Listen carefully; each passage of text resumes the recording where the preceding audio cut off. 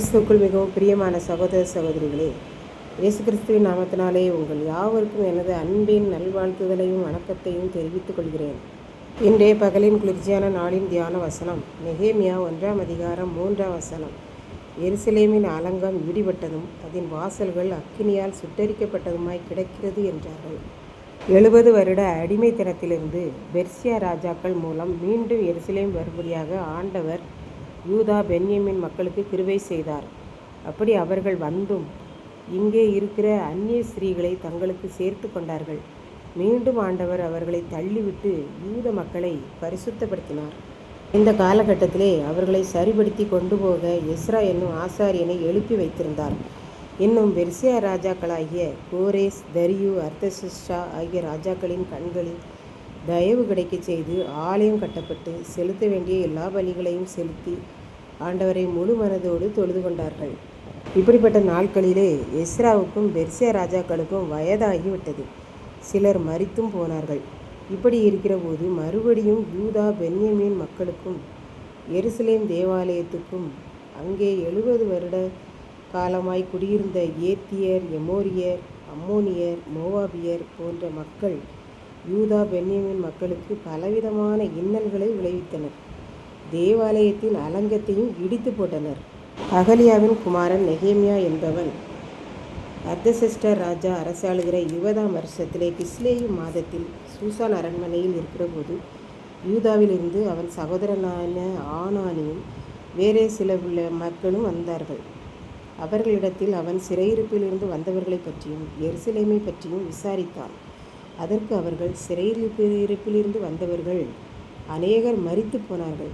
மீந்திருக்கிறவர்கள் அந்த தேசத்தில் கொடிய தீமையை அனுபவிக்கிறார்கள். அந்த தேசத்திலே குடியிருக்கிற மறுஜாதியினர் எல்லாரும் இந்த யூதா பென்யமீன் மக்களை இல்லாத குற்றங்களை எல்லாம் கூறி நிந்திக்கின்றனர்.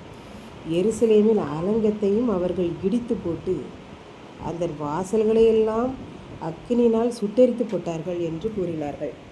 இப்படித்தான் ஒரு குடும்பம் இருந்தது. பிள்ளைகள் எல்லாரும் சிறுவர்கள். கணவர் ஒரு வியாபாரம் செய்தார். தொழில் நிமித்தமாக வெளியிடங்களுக்கு அடிக்கடி செல்வார். பிள்ளைகள் படித்து கொண்டிருந்தார்கள். ஒரு நாள் தொழில் விஷயமாக சென்னை சென்றார். அங்கே பார்க்க வேண்டியவர்களை பார்த்து நாளைக்கு வந்து விடுவேன் என்று மனைவி பிள்ளைகளிடம் சொல்லி சென்றார். அங்கே பார்க்க வேண்டிய எல்லாரையும் பார்த்துவிட்டு வீடு திரும்புகிற வேளை. சரி, ஒரு ஹோட்டலில் சாப்பிட்டு விட்டு புறப்படலாம் என்று நினைத்து போய் சாப்பிட்டார்.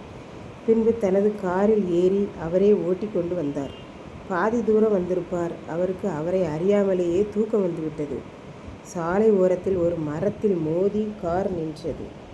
இரவில் அந்த வழியாய் சென்ற மற்ற பயணிகள் இவரை மருத்துவமனையில் சேர்த்தனர். பின்பு மனைவி பிள்ளைகள் எல்லாரும் வந்துவிட்டனர்.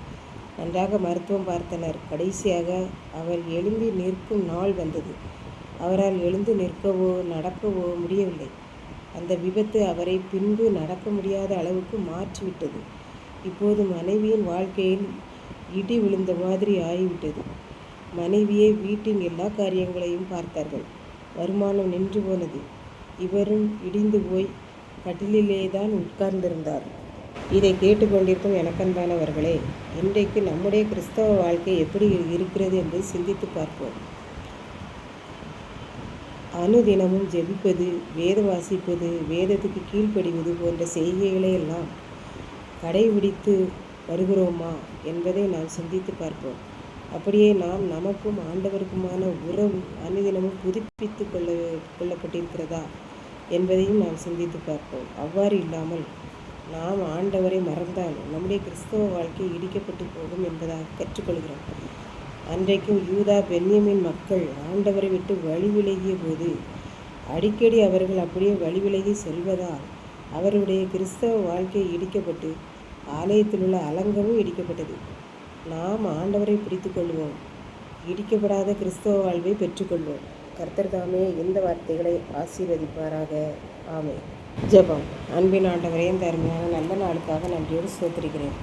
இப்பொழுதும் இந்த வார்த்தையை கேட்டுக்கொண்டிருக்கிற ஒவ்வொரு பிள்ளைகளும் தங்களுடைய கிறிஸ்தவ வாழ்க்கை இடிக்கப்படாத வண்ணம் அனுதினமும் உம்மோடு தொடர்பில் இருக்க அருள் புரியும்.